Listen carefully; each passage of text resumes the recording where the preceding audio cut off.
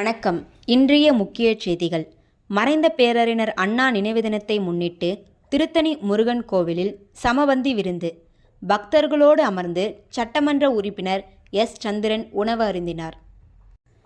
மறைந்த முன்னாள் தமிழக முதலமைச்சரும் திராவிட முன்னேற்றக் கழகத்தின் நிறுவனருமான பேரறிஞர் அண்ணா நினைவு தினத்தை முன்னிட்டு பிப்ரவரி 3ஆம் தேதி திருத்தணி முருகன் கோவிலில் பக்தர்களுக்கு சமபந்தி விருந்து நடைபெறுவது ஆண்டுதோறும் வழக்கத்தில் உள்ளது.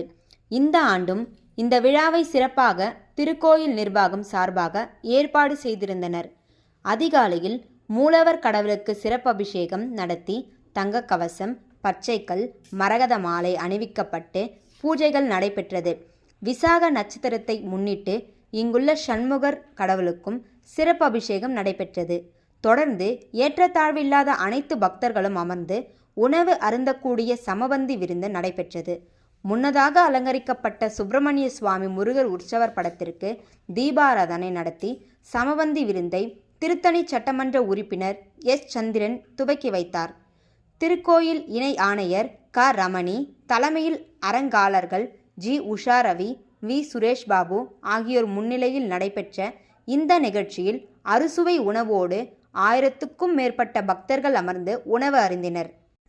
சட்டமன்ற உறுப்பினர் எஸ். சந்திரன், திருத்தணி ஆர்.டி.ஓ. தீபா ஆகியோர் கலந்து கொண்டு பக்தர்களோடு உட்கார்ந்து உணவு அருந்தினர். இந்த நிகழ்ச்சியில் திருவள்ளூர் தி.மு.க. மேற்கு மாவட்ட இளைஞரணி அமைப்பாளர் மா. கிரண், நகராட்சி கவுன்சிலர்கள் டி.எஸ். ஷியாம் சுந்தர், கே.எஸ். அசோக்குமார், ஆர்.கே.பேட்டை ஒன்றிய செயலாளர் பி. பழனி, பொதட்டூர்பேட்டை பேரூர் செயலாளர் டி.ஆர்.கே. பாபு மற்றும் நிர்வாகிகள் ஏ. மோகன்ராவ், மத்தூர் பன்னீர்செல்வம், கே. அன்பு உள்ளிட்டோர் கலந்து கொண்டனர்.